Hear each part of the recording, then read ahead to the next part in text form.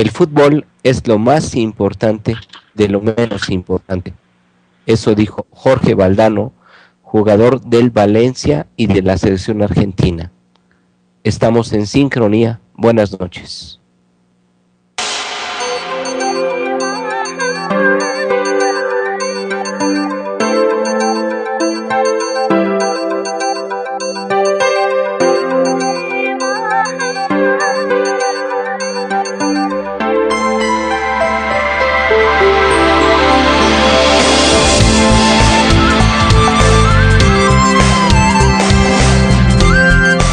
Hola, buenas noches a todos los que nos escuchan. Gracias por estar aquí en esta noche, bueno, aquí en el DF, muy lluviosa. Sigue el Mundial, de eso hablaremos hoy en nuestra charla sobre algunos de los aspectos que han tenido lugar en este acontecimiento mundial. Estará con nosotros Enrique Seleni con su sección de ciencia y también César Iglesias en su sección de economía. Y pues bueno, empecemos de una vez y a ver qué nos trae ahora nuestro experto en ciencia, Enrique Seleni. Buenas noches, Enrique, ¿qué tal? Buenas noches, pues en esta noche lluviosa pues hay que abordar un tema interesante, ¿no? Bueno, quise abordar este tema porque comúnmente pues hay ciertas pues fricciones o digamos desavenencias o diferentes puntos de vista entre diferentes áreas del conocimiento de la actividad humana, ¿no? Entonces quise abordar esto de el arte. Generalmente uno pensaría que pues no hay digamos puntos en común, no son cosas diametralmente opuestas. Generalmente se piensa, por ejemplo, la ciencia es muy cerebral, o matemática, o le quita la magia a las cosas. Por ejemplo, el arte pues podría pensarse igual también que es algo pues diferente, ¿no? Porque representa, por ejemplo, algo intuitivo, algo que tiene que ver con la estética, donde no tiene nada que ver la ciencia, etcétera, etcétera, ¿no? Entonces, precisamente a propósito de algunas cosas que había visto, hay una, bueno, digamos, una larga historia, ¿no? De lo que es el arte, por ejemplo. Entonces, de pronto hablar de toda esta historia, pues es difícil en unos cuantos minutos, ¿no? Entonces, se puede hablar desde muchos miles de años atrás, desde cómo comenzó, cómo se desarrolló en diversas culturas, etcétera, pero por empezar de algún punto, digamos, sin ir tan lejos o sin meterse en tantas honduras, hay algo que me llama mucho la atención, que es allá por finales del siglo XIX y principios del siglo XX, recuerdan, se desarrolló la fotografía, por ejemplo, se descubrieron los rayos X. Entonces, si recuerdan también en el arte, digamos, la atención los temas que digamos, de los cuales se inspiraba, por ejemplo, la pintura, se volvieron muy abstractos, ¿no? O sea, de pronto se tornó de la realidad, digamos, objetiva, bueno, lo que podríamos decir, lo que percibimos con la vista, ¿no? Directamente de la realidad. Por ejemplo, en el caso del cubismo, pues, se volvió hacia la geometría, un regreso a las formas básicas. Por ejemplo, este futurismo de Umberto Boccioni, donde digamos, hubo cierta atención hacia la cinética, ¿no? El tiempo, o sea, tratar de representar en algo básicamente estático el tiempo. Y bueno, hubo diferentes artistas que tuvieron, digamos, de alguna manera una inspiración en ciertos temas, ¿no? Por ejemplo, si ven a Dalí, estos relojes blandos de sus pinturas, esas bueno, su época más temprana, aparecieron estos. Entonces a su vez también aparecía, por ejemplo, cierta influencia de Freud, del psicoanálisis, y a su vez posteriormente digamos, tuvo cierta influencia, ¿no? Por ejemplo, de la física nuclear, de Heisenberg, etc. Tiene unas pinturas donde también menciona, hace una referencia al ADN y otras. También, por ejemplo, siguiendo esta idea de la geometría, hay muchos pintores se movieron hacia esa área, ¿no? Por ejemplo, si uno ve a Mondrian o Vasarely, etcétera, también uno precisamente ve muchos patrones geométricos. Y bueno, también en la música uno podría ver cómo digamos, se volvió también una búsqueda, ¿no? Una experimentación ya en el siglo XX. Si uno escucha, por ejemplo, a Stravinsky, pues hay por ejemplo, digamos, un cierto rompimiento, ¿no? Se aleja de la tradición en el sentido de que, por ejemplo, tiene cambios bruscos, ¿no?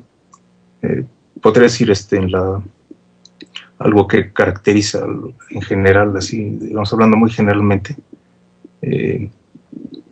lo que consideramos arte, por ejemplo, en la música es quizá más evidente, aquello que, digamos, no es tan repetitivo ni tampoco tan azaroso, es lo que en general tendemos a considerar bello, ¿no? Que le damos un valor estético. Algo así que es demasiado repetitivo, por ejemplo, en la música, pues tendemos a considerarlo aburrido, ¿no? Por otro lado, en el otro extremo, un ruido nos parece así un tanto, no le encontramos algún sentido, ¿no? Entonces, de pronto en la música, por ejemplo,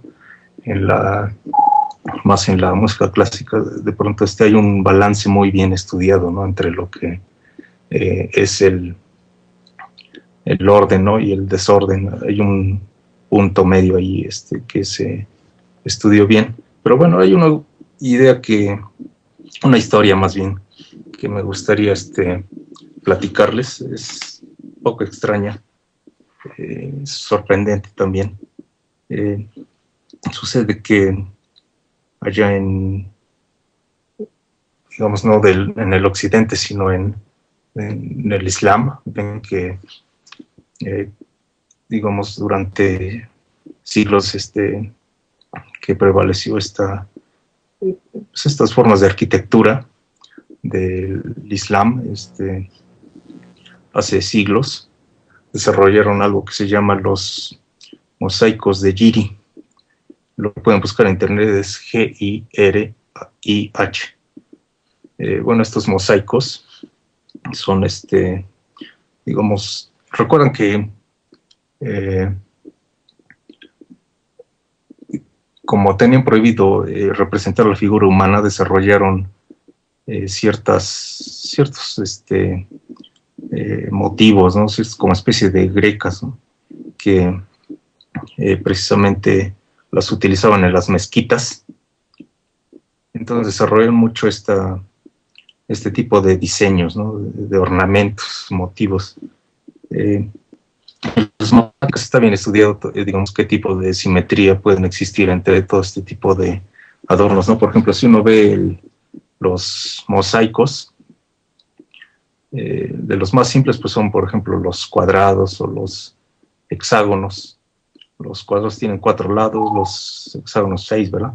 Pero, por ejemplo, no se conoce algo que tuviera una forma de llenar un plano que tuviera, digamos, con figuras de 5 lados, ¿no? Entonces, este tipo de mosaicos lo desarrollaron mucho, y sucede que por ahí de los 70s, un matemático llamado Roger Penrose, que fue colaborador de Stephen Hawking, pues descubrió lo que ahora se conoce como los cuasicristales o cristales cuasiperiódicos. Entonces estos cuasicristales digamos, precisamente tienen este tipo de simetría. Entonces, es extraño ver cómo algo que casi descubrieron en el Islam, en las mezquitas, bueno, no se sabe en realidad quiénes los desarrollaron, así de nombres, y bueno, muchos detalles están perdidos en la historia, pero esta persona, los Penrose, los descubrió luego se consideraban, digamos, cierta, pues como curiosidad geométrica quizá, porque no se habían observado en la naturaleza, pero ya unos años más tarde se descubrieron este tipo de estructuras en unos compuestos, en unos minerales, se llama icosaedrita. De hecho, el premio Nobel allá del 1982 se llamaba Dan Shetzman.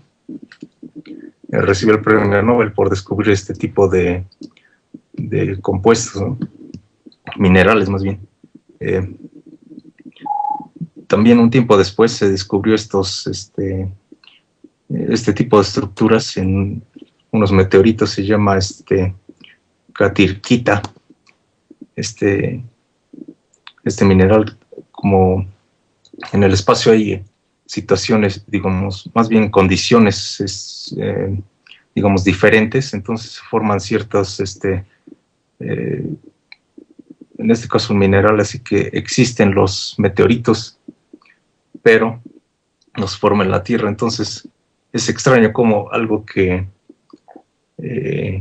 digamos, originalmente de alguna manera desarrollaron los árabes, de pronto siglos después es algo que descubrió la ciencia occidental, ¿no? Incluso también este tipo de estructura aparece en el teflón, en los sartenes antiadherentes, ¿no? Entonces una historia así que me parece así bastante extraña. Pero quizás sea... Buenas noches, Enrique, ¿cómo estás?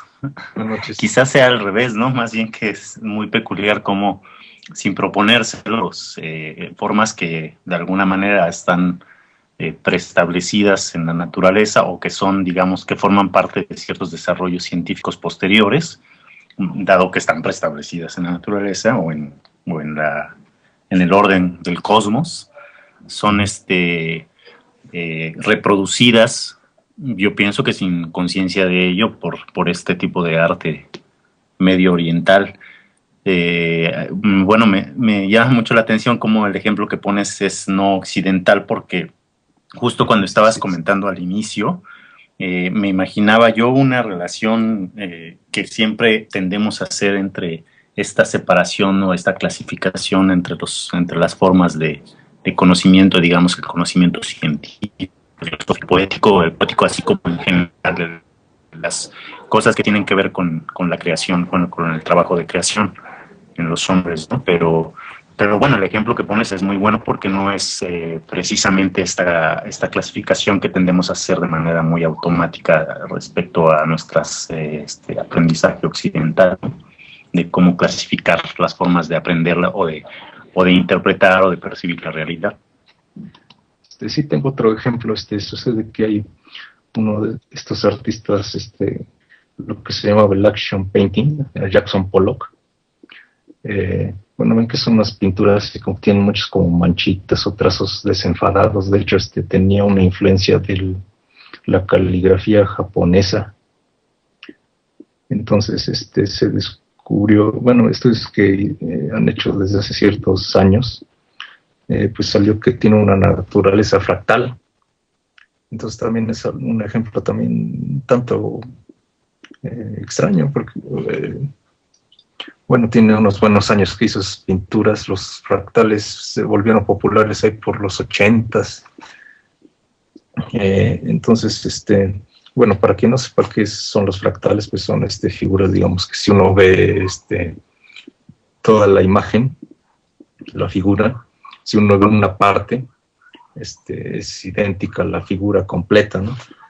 Como desarrollos seriales, por decirlo de alguna manera, ¿no? Bueno, más bien es como diferentes escalas, ¿no? Uno percibe la misma imagen. Entonces vieron estas pinturas de Jackson Pollock y pues digamos haciendo ciertas analizando los fragmentos, los datos, viendo los detalles pequeños de estas imágenes. También es, bueno, a su vez, como decía, está relacionado con la caligrafía japonesa, por ejemplo. Entonces, exactamente, sí, es lo que te iba a decir. Hay algunas caligrafías japonesas que hacen exactamente este mismo efecto fractal, ¿no? Supongo que sin conciencia de que eso era un fractal. Bueno, no sé si la caligrafía, pero igual hay otro ejemplo. Quise decir acuarela japonesa, perdón, tienes razón, no es caligrafía. Bueno, ya no la conozco bien, pero también hay un libro muy interesante que se llama O de Escherbach, ganó el premio Pulitzer. Entonces, es buenísimo, sí. Precisamente habla del arte de Escher y lo relaciona pues, con las matemáticas, la lógica. Habla del budismo zen, ¿no? Una vez más, aparece pues algo no occidental, ¿no? Es otros temas, precisamente lo relaciono con la percepción, con la mente, la inteligencia, etcétera, etcétera, lo que sucede. Entonces, bueno, es más interesante toda esta interacción. En realidad creo que como conclusión yo diría que hay una cierta intersección entre estas áreas que se consideran muy aparte, pero creo que se debería ver más esta intersección, ¿no? Pues, hay muchas cosas interesantes ahí. Sí, Enrique, híjole, muy interesante y apasionante. De hecho, me latió el corazón escuchar todo lo que estabas diciendo.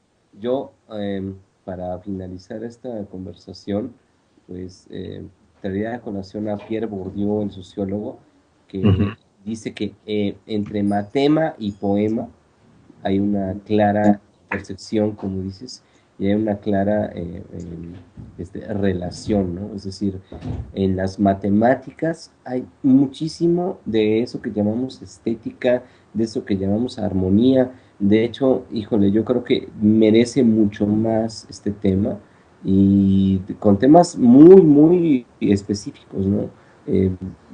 Espero que lo sigamos tocando, y bueno, pues muchas gracias por habernos apenas introducido a esta cosa tan apasionante que es la relación entre la estética, el arte y la matemática, Enrique. Y bueno, ya tenemos otro matemático aquí, como tú sabes, nuestro querido Logro Negro, o nuestro querido Rogelio, que también nos podrá en alguna plática decir algo de esto. Y qué tal si hacemos de repente aquí en Sincronía pues un programa especial acerca de todos estos temas. Enrique, buenas noches. Sí, pues sí, me gustaría también ahí. Ajá, con Rogelio Fernández también, y otro matemático que tenemos, que es el Mike. Ya tenemos muchos de ciencias exactas aquí. Bueno, vámonos a música. Gracias.